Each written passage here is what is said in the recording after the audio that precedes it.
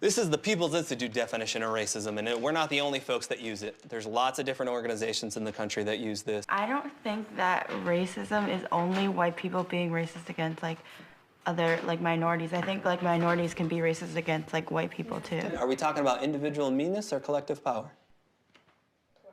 We would call that bigotry. We wouldn't call that racism. And we continue to change the idea of who is white, who gets into the club and who doesn't. And you know how we do it? We never define what white is. We just tell you whether you're not.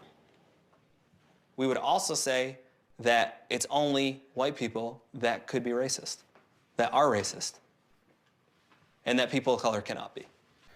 That video clip that you guys saw came directly from a documentary, and there's like a lot of ideas that I need to respond to.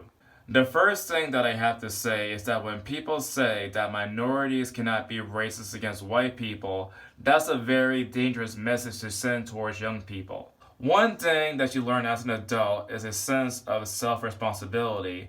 That means, of course, that the person must own up to their action about what they did or not do, whether it's good or bad.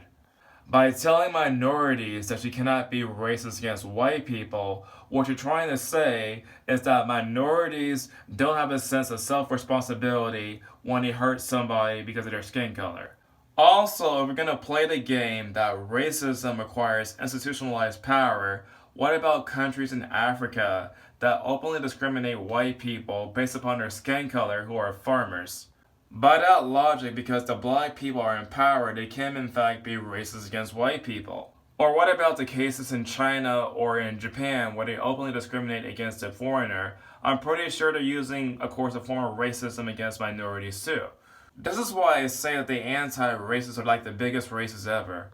Racism is the misuse of power in three ways. It hurts and controls people of color. It helps white people. And it's designed to make everyone go along with a racial construct. And which one do you think is most important out of these three? How exactly, in the context of America, are white people being beneficial from the state? Because basically, according to the policy of diversity, equity, and inclusion, many white people are being openly discriminated against at jobs based upon their skin color. This type of rhetoric is only going to cause more division. It's not going to help much at all.